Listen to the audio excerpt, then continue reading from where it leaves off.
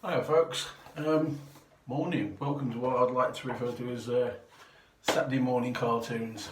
Well, I thought I'll do an animated movie. Don't normally do those, and I do love an animated movie. So my choice this time round, I've gone for something that's on Amazon and Netflix at the moment, and it's Planet Hulk.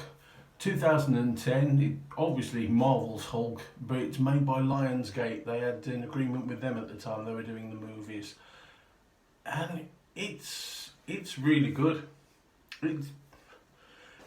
It's probably Marvel's best animated movie, if not the best, then one of the very best. But I'd say probably the best. Then, to my mind, at the moment, it's the best solo Hulk movie as well.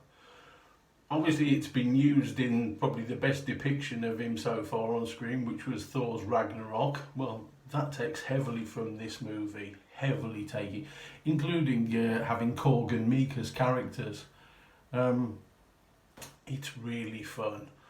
I'll go with, it's not too long, it's 121 minutes, so, 1 hour 21 minutes. So it's not a bad time at all on there, full stop. It's good length. As a brief story, explain that sort of the heroes of Earth, the Illuminati. It's Iron Man, Mr. Fantastic, Professor X, Doctor Strange. Just believing the Hulk's too powerful, decide to exile him to another planet. They pick an uninhabited planet to send him to, and launch him into space. So there he is, betrayed by his friends and exiled to a distant planet, but he breaks free, wakes up, trashes the spaceship, and he crashes earlier than expected and goes to a black hole and lands on a planet called Sakaar. Once again, you'll recognise that name from Thor Ragnarok, another bit used. And the Hulk finds himself trapped there, becomes a slave of the merciless Red King. As I say, there's a lot of the parts of this you'll recognise that they've lifted for Thor Ragnarok, but it's really good.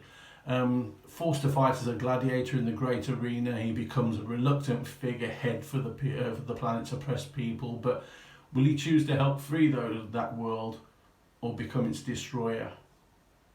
It's a lot of fun. It's a more comic book version of the Hulk straight away in here. I really like the art style. It's probably not for everyone, but for me, it really, really works. I like the colours, I like the grading in it. The voice actors are really good as well. Top choices for everybody in there. I liked it a lot. There are mild horror elements in here, but nothing too bad really. No bad language, anything like that. But it is the first time that you get a proper comic book Hulk in there. It's changed from the Marvel comic story. It's given a happier ending than, if anyone's read those books, it's given a happier ending than that, and it's changed round to make it a little more kid friendly as well. But you can still watch it as an adult and get a lot out of it as well, enjoy it. And as I say, it's probably my favourite Hulk solo movie, and I'd say well worth a watch. Yeah, thumbs up, Woody's World out.